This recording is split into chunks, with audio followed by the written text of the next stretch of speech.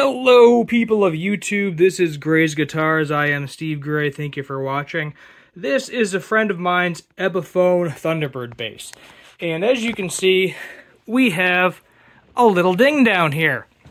And this bass is supposed to be mahogany. It's supposed to be all mahogany with a maple neck, rosewood fretboard. And the neck, I see no reason to lie on that. But the Epiphones have a history of using veneers. And there's nothing wrong with that. You know, it makes the top look nice. You have all this nice wood grain going on here. If we flip it to the back, very, very nice wood grain. And this is definitely a veneer. And the way you can tell this is definitely a veneer is if we go right here. So see that dark piece? That's your veneer. That is your paper thin, if I can get the camera to focus here. That is your paper thin veneer. And what's even more interesting is it looks like it may be possibly multi-layered from the angle. So it may be hard to tell. Let's see if we can get to focus here. This, to me, looks like it might be two veneers. Maybe they didn't have the length they were looking for, so they had to put two pieces of wood there. Not really sure. But what's interesting is this is supposed to be mahogany, and the veneer, 100% mahogany. There is no question at all about that whatsoever. But what I'm questioning is what is that wood? What is that? Because that is very light. So you see how dark the mahogany is? Mahogany is a darker wood. To me, that looks like some sort of ash. I don't think this is a solid mahogany base. I really don't. I don't see how it would be. I mean, look at how light that is. Maybe it's a kume. I believe that's one of them. I know a kume is technically in the mahogany family. Here's another dent right there too. You can see kind of the multi-layered. Some of that might be paint.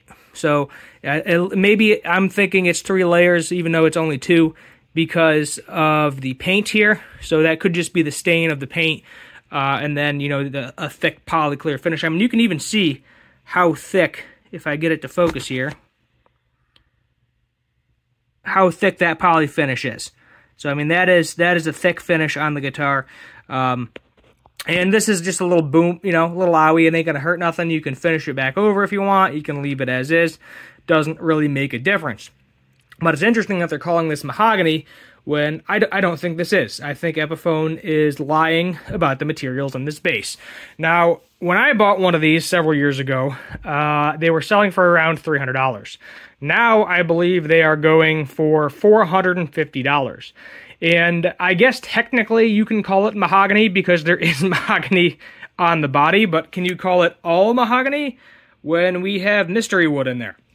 And if any of you know what that wood is, please tell me in the comments down below if you think that looks familiar based on the wood grain. Maybe it is mahogany. Maybe it's just a different, not as nice of a piece of mahogany. But, I mean, you can clearly see the color difference. That is a major, major color difference between the nice, you know, kind of high-grain mahogany veneer and then whatever the heck that wood is underneath. And I am very curious if Epiphone is maybe they're lying, possibly, on their specs. I really don't know. Does it make the bass play any worse? No, it does not. But at the same time, if I'm buying something because I want the mahogany, maybe, you know, mahogany is my choice of tone wood, I expect it to actually be mahogany and not whatever the heck that is. But my guess is that's either some sort of form of ash, maybe a kume. I've never had a guitar that has actually been full of kume, and a kume is like a cheaper version in the mahogany family. So maybe it's in the mahogany family, so that's how they get away with calling it mahogany. But I'm really not sure, and I am curious what you think. So comment down what you think this is in your answers below. Maybe somebody knows some more information on this than I do. Other than that, thank you for watching. Hit that subscribe button on the way out, and as always, have a good one.